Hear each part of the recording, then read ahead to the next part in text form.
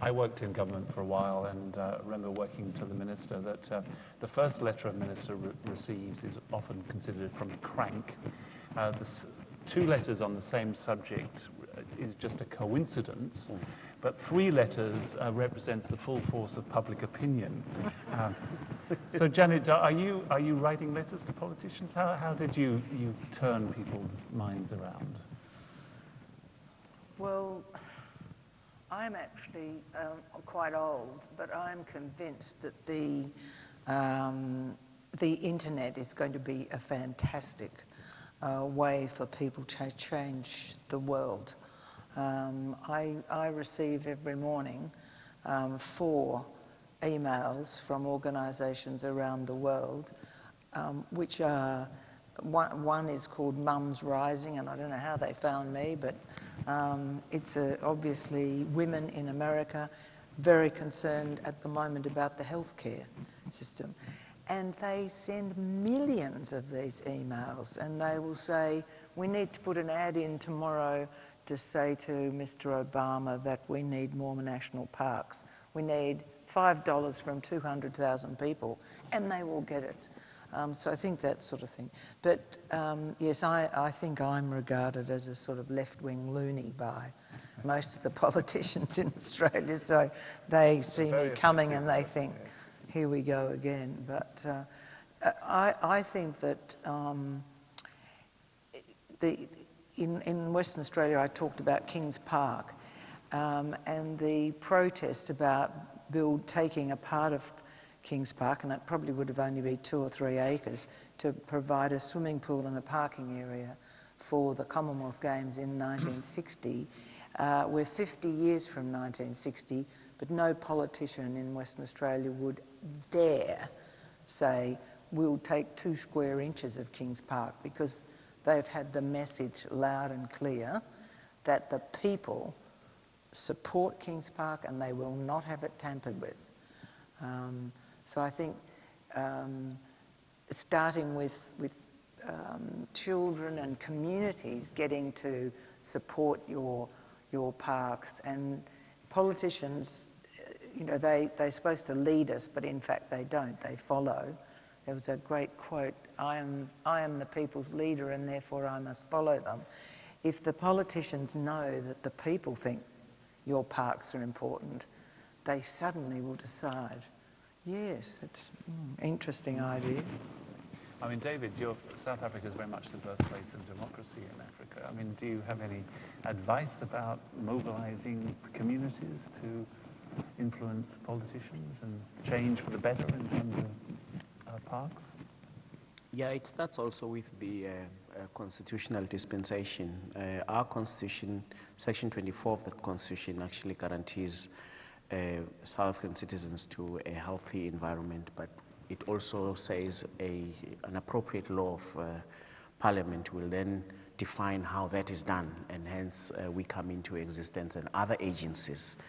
But it's so important for communities to understand that and be able then to exercise their civil rights in various settings. As such, in fact, at the moment, we have an issue with a mining initiative which is about 34 kilometers away from the World Heritage Site Mapungubwe, where communities, rural communities from that area, they need jobs, but they also understand the importance of a healthy environment without coal mining.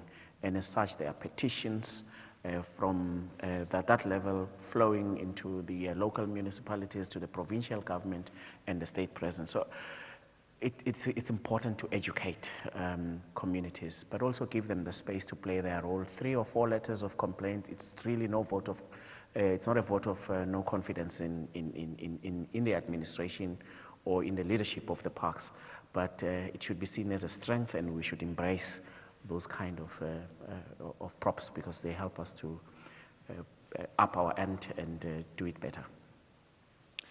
Thank you. We're coming to an end, and I'm going to ask the panel speakers just to give one piece of advice back to the audience about how you can mobilize and be effective. So while you just ponder that, I'll just do a little advertisement. My contribution to how you get mobilized, well, that's to take part in a Heart Foundation walk, which commences at 7:45 tomorrow, Tuesday and Thursday mornings for 45 minutes.